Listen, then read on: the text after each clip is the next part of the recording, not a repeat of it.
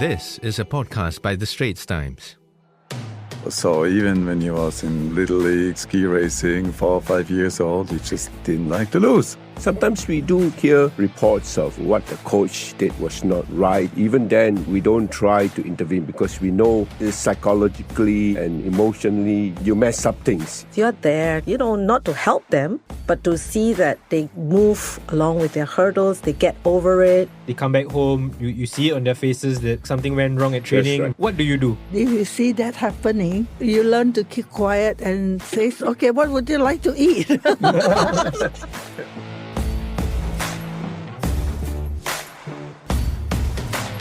Can you feel it? Can you smell it? Or almost taste it? The Paris Olympics is just around the corner and the hard tackle is already diving in as we gear up for the world-class action that is ahead of us from July 26 to August 11. I am ST Sports reporter Deepanraj Ganesan, and in this episode we are joined by 4 incredible guests who have witnessed firsthand the dedication, sacrifices and triumphs of raising athletes who will be making their Olympics debut in Paris. We have with us Valentin Maeder and Hwee Keng, parents of our sailing prodigy Maximilian Maeder, and Michael Chen and Yvonne, parents of Stephenie Chen, our Team Singapore kayaker. Welcome to the show, parents. We'll dive into the unique challenges and joys of nurturing young talent, the pivotal moments that have shaped the children's path to Paris, and the unwavering support that has fueled their Olympic dreams. But where I want to start off first is to really get to know more about our parents here. We'll start off with Valentin. In terms of your own sporting background, are you much of a sportsman? Did you do much sports when you were younger? Yeah, I'm Swiss, and Swiss, I would say, are sports positive people. You grow up doing, being outdoors and skiing and running, and in school there's always, sports is a fairly big part of the curriculum. And then, you try mountain biking. It's just something which is part of the lifestyle there. So the thing that I discovered that I really, really liked was flying with planes without engines, so-called gliders. Mm-hmm. That's, like beside skiing, we grew up skiing a lot, but that's, let's say, a sport that I really pursued more seriously was flying.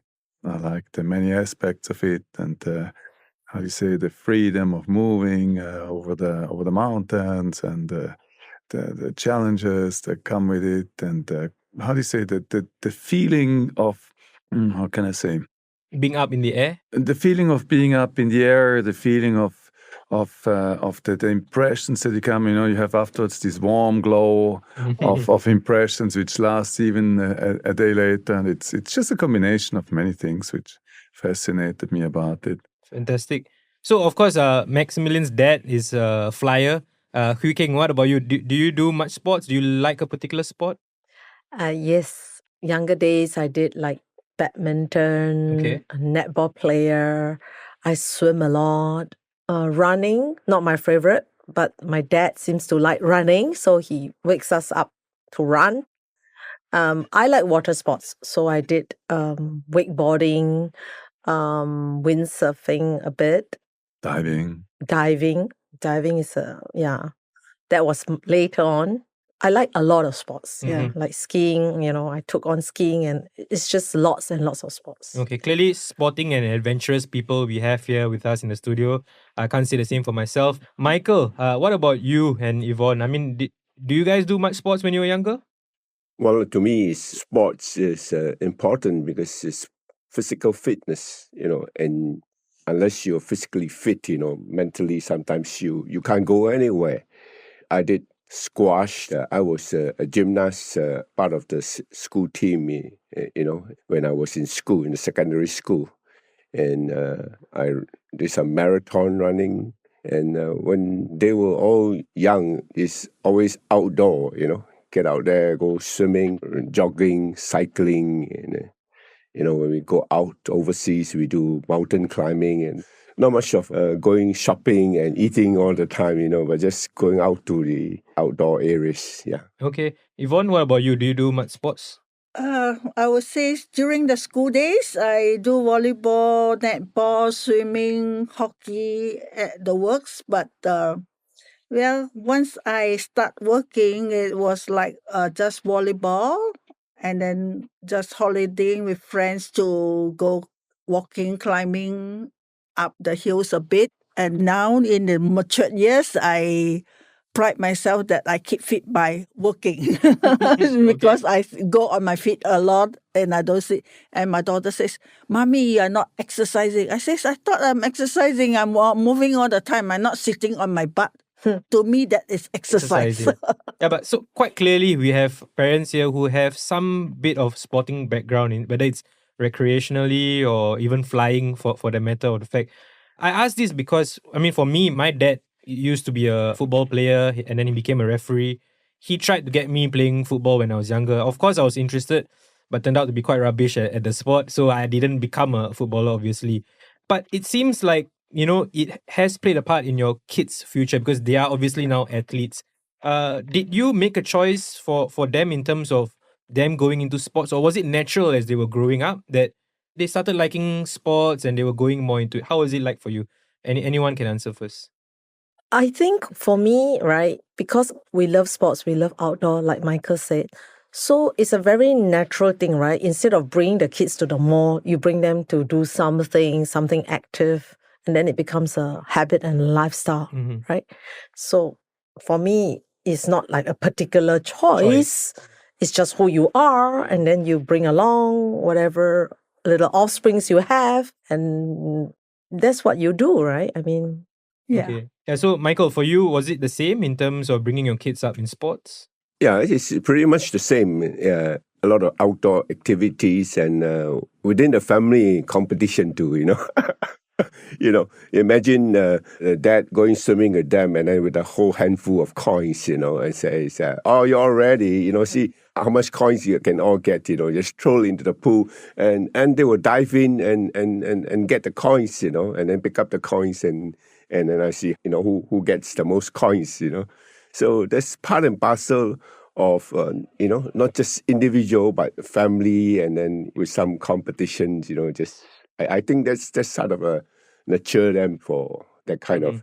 Very, very nice story to share with us. Thank you for that. Also want to just find out, I think I wanted to do the introduction for the athletes, but I think I will leave the parents to introduce who your kids are. Michael, Yvonne, I'll leave it to you to introduce who your kid is and also more about their siblings, because I think you have a nice story to share about how the siblings all do a similar sport. So go ahead. Well, we have 6 kids. Oh, The first one being the son, who is a boy, obviously, but he's the least sporty of the rest. However, in NS, he is in the recce team, so he does all the exciting parts. But other than that, I think he's the most unsporty one, but he can be sporty. The one that started off the kayaking is Andrea. Actually, all my girls wasn't in sports, rather in the younger days in school. I put them in brownies and ballet, and then they said, "Mommy, I want to switch." So Andrea was the first one to switch out of brownies and into kayaking. And then Sarah from ballet, "Mommy, I play netball." And Stephenie also joined in to say, go into athletics. Anna into basketball. I think Abby was also into athletics. So that's how they moved out from the calm things that I wanted them to do. And since they progressed into what they are passionate in, as parents, if you are happy doing what you want and you enjoy your activity, that's all as parents I think we want to see, and that's most important. In life, it's not what your parents dictate, it's what eventually your path is. And as parents, we can only sit back and say, okay, this is where you want to go. We will support it because it's really something that is good and well for them. So as parents, I think that's how we progress to support them in the activity that they choose. So for the benefit of listeners, 4 sisters who do kayaking, including Stephenie, that's correct? Yes. Yeah. So when you say that kayaking was something they picked up a bit later on, did you know much about kayaking when they started going for it, or it's something that you had to learn along the way? We know nothing about it, just learn along the way. But because I send them there, and sometimes I watch them, and I'm there at the Macritchie in the earlier part of things that I learn about it and I read about it, and I even tried myself. How did that go? But as usual, even Stephenie says, when I started, I go under many times over. At least you tried. At least you Yeah, tried. I tried. Yeah. Valentin, for you, could you introduce your son and what does he do? Okay, Max is what they call a kitefoiler. That means he is an athlete who does race around the course on water like a sailboat. Just that he has a kite that pulls him forward, so a kite in the air, and he has a board with a foil. That means a little airplane, underwater airplane attached, which helps him to move very, how do you say, with little resistance to the water. So they're quite fast. Mm-hmm.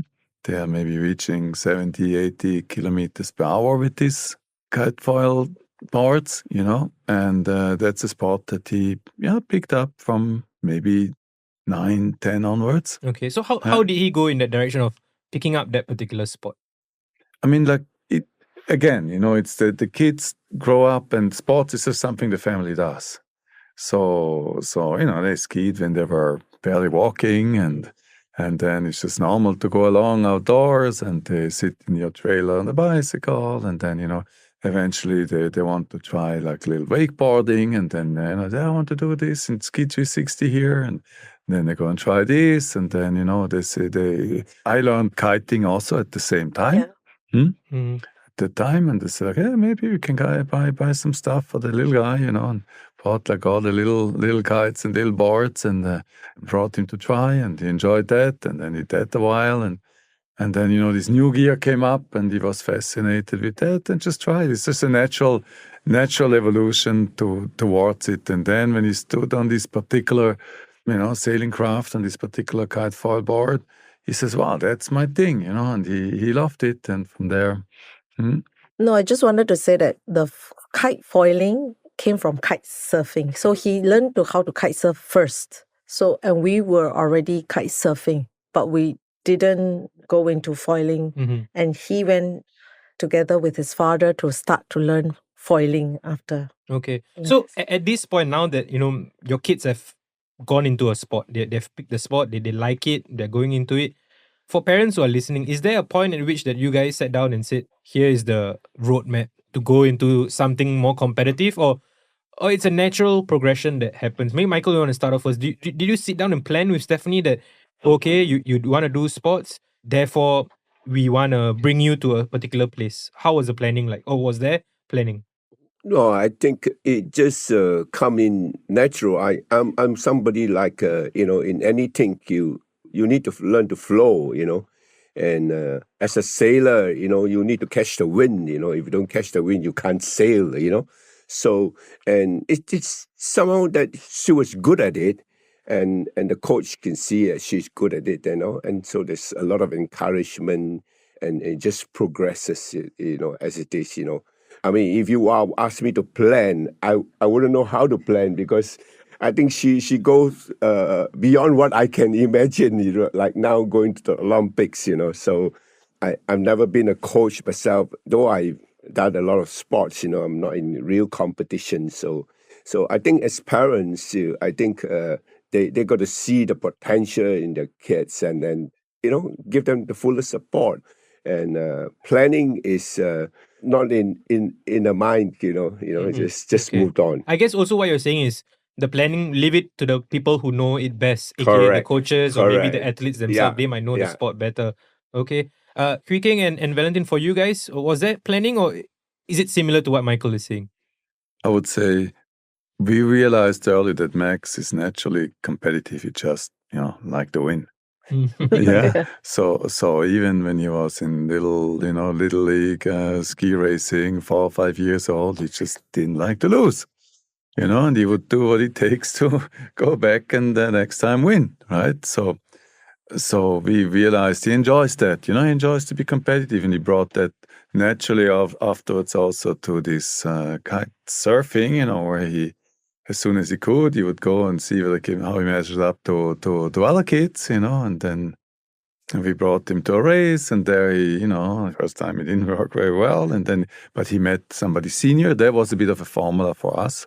I would say that's an important point that I would like to elaborate a little bit, For my sport, like the sailing, I said this, the flying, they were around people who did records and did, win world championships, and they saw it as a possibility. You see, from early on, they met the guy who was already second at the Olympics and one who won 2 times. So for them, it's kind of when they ask him at 11, so what is your roadmap? He says, world champion. That was just like, get good at it. He's like, that he didn't maybe understand what he said then, but it was just a straightforward answer.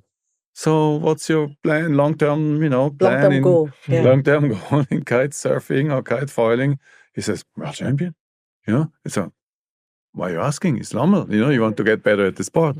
So, and from there, like what really helped us is we were lucky to find people who were like maybe more senior in the sport and enjoyed to train with Max, teach him the ropes and like a bit mentor him and teach him the rules and show him, and then very quickly he overtook them, then he got to the next level, and found again somebody who could take him further on. And it was wonderful. For example, what we call the co-pilot, the one who goes with him to the competitions now and assists him on the beach and, with the equipment and everything, was before also a racer. And at the time, it was faster than Max, and he nurtured him and he took him along and showed him, until Max again overtook him. And now he's helping him and is going together. So in a way, it's a natural evolution, you see, of how kids get better. And then at some point, you realize, wow, maybe he has a chance to get good at it, So I think it's an interesting point that you raised here about basically what you did was, and it's similar to what Michael and Yvonne did, was to trust the experts around the athlete. I think very often in Singapore, I hear of stories where the parents intervene and tell the coaches that, oh, this is not the right thing, or this isn't the way to do it, things like that. How do you build that trust in coaches or experts to know that they are doing the right thing? And why is it important that you don't intervene too much when the experts are molding your athletes? Maybe Michael, why did you decide not to dive into it? Well, first and foremost, we don't know that much about the sport itself and the whole process of training and grooming our child. So we honestly have to leave it to the coach. Sometimes we do hear reports of what the coach did was not right and things like that, even then, we don't try to intervene because we know, it kind of like is psychologically and emotionally, you mess up things, So over a period of time, we watch how things move along and things like that. And as long as the things, and they can overcome the situation, whatever problems they have. And the good thing was that because we have 4 girls all together in the same sports, so they, in fact, know better than we, and now we have the youngest daughter who is actually the manager of the Stephenie, and the husband is the coach. So we have such a wonderful situation that we can just put our trust in the hands of now my son-in-law and my daughter. Fantastic. But what about for you guys? You get what I'm saying about how maybe you have not heard of it, but parents, they go into too much. I've seen that. You've seen that, I'm sure. Yeah. So how do you as parents draw that line then? I don't know. My view is that we select the people, or how we selected this coach was that, Valentin identified that this person is suitable to take our kids along to a different level. Then you have to trust a little bit your own selection, right, of the people. It's the person. Actually, it was this is nice people, and people that we would like to have around us. And for me, coming from aviation, safety was always a super important aspect. I wanted somebody very safety conscious, and you trust your little guy going out there in the big waves. You want somebody who really, does all the safety procedures that are needed and thinks in that terms. And then, we want somebody to have the right values, to fit in with our family. And I think it depends on what you want, right? Because for us, it was important, like what this person brings with him, with like values and things, not about the winning or whatever, maybe solid in their knowledge about the sport and then the values. And that's not necessarily a former champion. Yeah. Right? Yeah. Can be, but doesn't need to be. Yeah. Doesn't need to be. Okay. Yes. Yes. Okay. Yes. So basically, you're also saying that you can select a coach who might be the best at class in what he does, but he needs to also be a good person. Right, because more you're important. nurturing talent, and you're also nurturing the person more than just the talent itself. Correct. Yeah, because a lot of time is spent with the coach. So you want him to be good at something that carries also the values, or just good at something. It depends on what your goals What are, your right? goals are. Because Okay. Fantastic answer.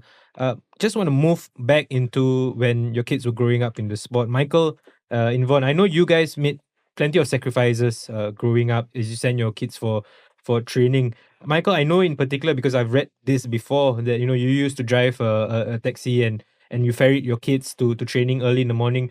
Did you at all at any point feel like, should I really do this? Should I really wake up and send my kids? How was it like for you?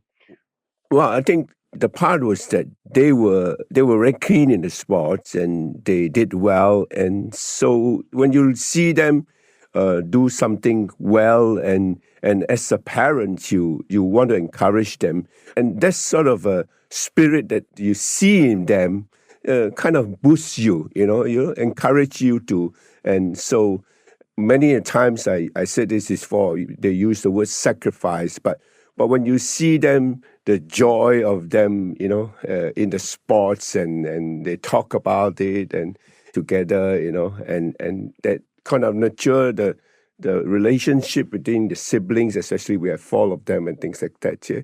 It doesn't matter anymore, It's like getting up early in the morning, sending them, So as a taxi driver, it's quite common for taxi drivers to have a booking 4 a.m. in the morning, and you're gonna drag yourself up, and then get to it. So I think this part and parcel of every athlete or everybody who involves themselves in sport is discipline. Yeah. So it's like sometimes I call Steffi at the time when she's about to go to sleep. She said, she don't answer. She said, I'm going to sleep. So though she's very far away, I don't connect her very often, but she will still say, I'm going to sleep. So discipline. It takes a village to raise an athlete. It's not just about the athlete and the coach and the sacrifices. Parents clearly play a huge role. Valentin and Hwee, you guys, of course, play a huge role in Maximilian's development, of course. Along the way, in terms of resources and the amount of resources that you got to put into his development, how do you decide, in terms of, okay, we are going to go in all the way, or what are the questions that come up in that phase? I would like to connect to what Michael just said. You can call it sacrifice, or you can say, life is about trade-offs. You do this, you don't do the other thing. But if you see your kids beaming with joy, and you see them succeeding, or you see them progressing, I said that, the joy that you see your kid making the first step, and the joy you see them the first time getting on a bicycle, and the joy that you see them first time on a kitefoiler, it's the same like they're winning the first competition, or maybe the same joy that, a world champion or Olympic champion. There's no how do you say, absolute in hierarchy of choice. It's to see your kids progress, and enjoy that in itself is a luxury, So very much it boils down to say like, hey, look, yes, I make the trade-off. Yes, I want to spend this time with my kids. Yes, I enjoy to be there to support and, be in the background and be there, go to safe place, whatever. That is the essence in sporting families that I see often.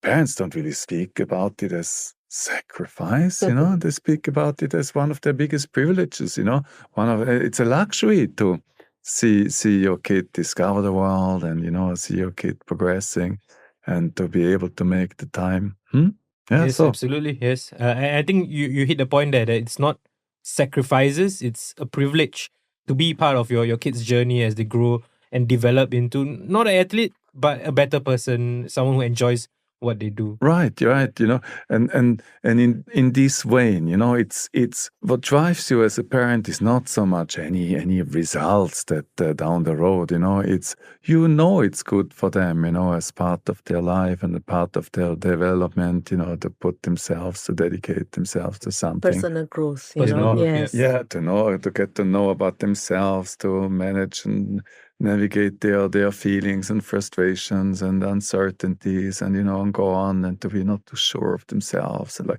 there's a whole world of development, developing your personality, which sport can do. Yeah. And I think it's like what Yvonne said, right? I mean, then they get to know their hurdles. You're there to, not to help them, but to see that they move along with their hurdles, they get over it. And I think that's very important. It's part of the sporting, right? You have to have hurdles, you have to cross them and move on. Of course. Yeah. And one of the hurdles that happens in sports, not so much a hurdle, but it's part of the development again. It's not always an uphill trajectory. There will be downs, there will be days where I assume they come back home, you see it on their faces that something went wrong at training, right. results not quite right. What do you do? Do you speak to them? Do you say, oh, you got to be stronger than this? What's your approach, Michael and Yvonne? Well, if you see that happening, you learn to keep quiet and say, okay, what would you like to eat? That's a good approach. Because if you push onto the button, there will be a reaction, and then there may be an emotional meltdown or frustration or pouring out. And after that, it's difficult for them to sometimes to calm down again, more difficult. And they really need to, you don't want them to dive down, but just want them to just come down. So as parents, it's like sometimes if unknowingly you touch the button and it reacting, you have to hands off and let them work it out. Michael, is your approach to go to Stephenie and ask if everything's all right, or do you wait for her to come to you? Do you check in basically? Well, I do check in. Sometimes I ask him how's things going on, and she would tell me, And so, I mean, you said it just now, something like that. There are ups and downs, There's not always a smooth sailing, and there's sort of things, there's problems and things to overcome. So, well, I think having a relationship, a close relationship between your child is important. They do come to me, but very often they're not. They can handle them themselves. They overcome it themselves. And to us, that's also part and parcel of maturing, And we are parents.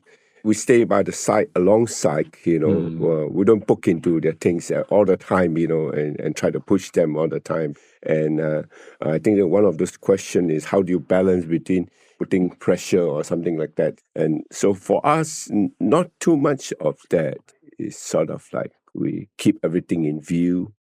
We see them progressing, and then we watch them during competition, look at what the overall the world arena, the timing is like, how far they have gone, and we see they're progressing.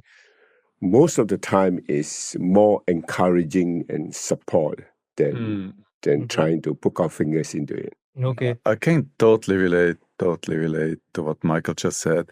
I think at the end of the day, the core of success is some very soft factors, It's connection, love, that they are sure that at all times, whether they do well or not, that doesn't affect the connection or the love that you feel from them, that they always know that as a family is a safe place and there is no expectation, on what they need to perform or not. Because in a way, kids, when you see small kids around you, they don't mind to fail. They fall down, get up, try again, fall down, then get on bicycle, fall down, get up. And the issues only start when you start to put expectations on them. You say, hey, you got this, you can beat this guy, Then the kids start to be afraid to disappoint you, and they start to be afraid to, negatively affect the connection with you, you see? And then they stop trying. You see, I mean, that's what Michael says. It's so important as a parent just to be there,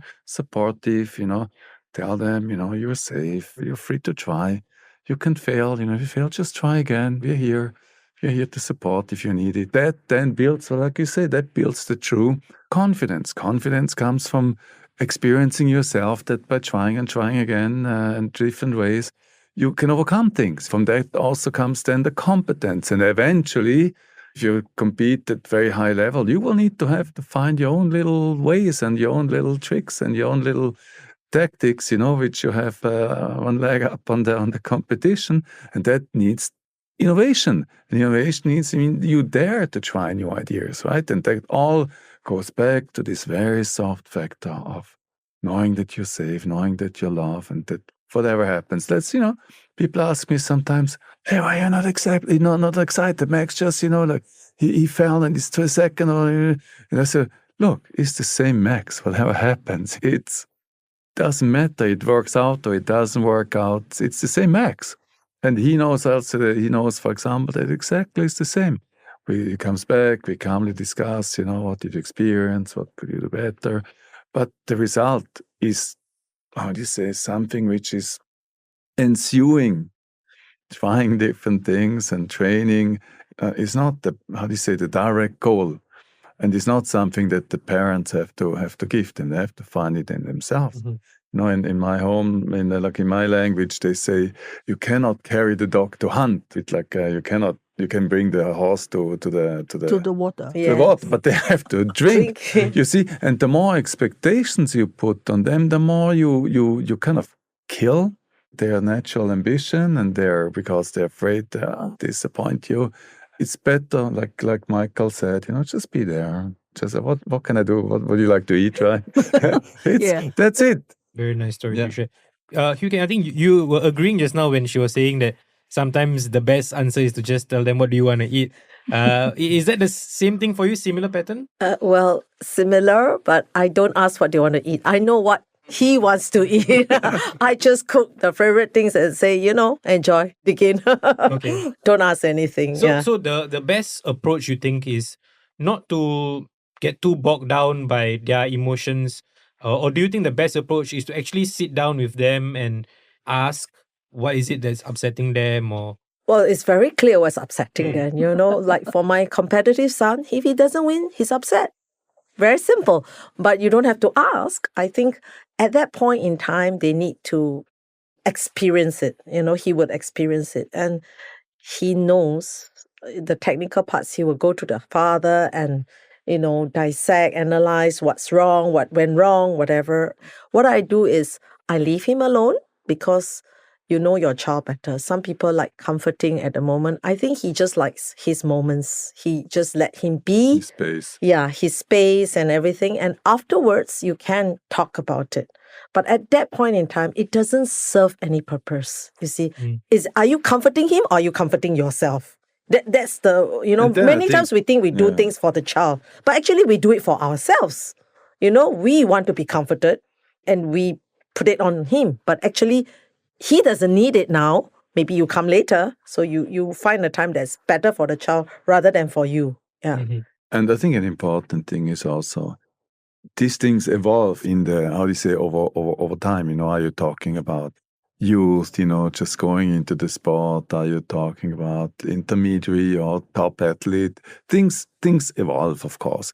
I mean, pretty much any sport that I know and any kid who gets any good, it's family sport. As much as you have to trust the coaches, it's you who drives the kids there, on the weekend. It's you who is there, to look after them. They come back to you. So it's really a family affair in pretty much any sport that I know, okay?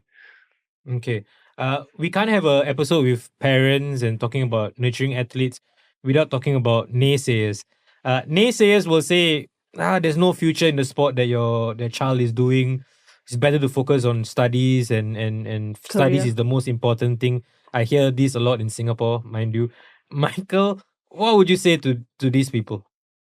Well, it's all what I mean called the first the family culture and the priority, and I mean when we talk earlier on, use the word sacrifice, and you know, I mean I started working when I was 18 years old, and I stopped working full time outside, and the outside job was 39 years later. And even Mr. Lee Kuan Yew would say, Mr. Goh Chok Tong, you take over. I mean, he does such a great job for 30 years. I mean, he didn't have to step down, but you have to step down one time. So I think reality is that if they can see grooming the child is important, and that's the priority and things like that. Whatever other people say, because you know what you want, and you know what your child wants. Even if you do the best, many people can give you comments, So I think it turns on deaf ears for us. Valentin and Hwee, for you, I think Michael raised a very nice point about even if you're the best, there are still going to be people, there are still going to be naysayers. So for you, what do you say to these people who says, sports is it's not really important, studies is important? What do you say to that? Hasn't happened yet, but I'm sure figure something out if somebody comes and has an opinion on that. Really, that's not the topic in our conversations. I will say thank you next. I will learn that phrase when the next time someone says it. But it's true, who right? are you trying to convince, right? I mean, if somebody tells you, look, you are doing something wrong, you say, okay, thank you. You have a better suggestion. Okay, I take your suggestion. I take your good advice and I pass it along, because that's what people should do with good advice. Always pass it along. Okay. Yeah, so that's not, I would say, not for you, not for us, ever been a meaningful challenge. I mean, people have opinions on all sorts of things, and they're free to have opinions, but that's not, Yeah, that's doesn't true. concern Yeah, us. doesn't concern. All right. A final question before I end the episode is, very soon in the months ahead, Stephenie and Maximilian will head to Paris to compete in the Olympics. I'm sure Singaporeans from all walks of life will be tuning and supporting your kids. I'm just keen to end this show with a message that you have for your own kid. So Michael and Yvonne, what is your message for Stephenie? Well, we always have the focus of character development, that you can you take the stride, whether you win or you lose, and you put in the best you can. It's not all about medals, because you can't be winning medals all the time, and you come upon a time even you may be the best, you're an Olympic champion, you will say enough is enough. So for us is that we want them to be able to lift up their heads, and that to really enjoy what they're doing right now, and think and sometime in later on she would say, okay, it's enough, I'm stopped, And so of course we are there, going there to support them, and want her to do the best, and to be honest, and looking at her timing and those who are much better than her. Wow, it takes a miracle for her to get a medal. I think it takes courage for her also to say, okay, I'm going to compete among the best. And all I have to do is I give my best. That's all. And we are there behind you. You just give your best. That's all. Perfect. Valentin and Hwee, your turn. Your message to Maximilian Maeder. You? Don't know. I don't have messages because I don't know. I don't have expectations. I don't know. Maybe what you're going to cook. Yeah, okay. Maybe, okay. If at first you don't succeed, don't come home.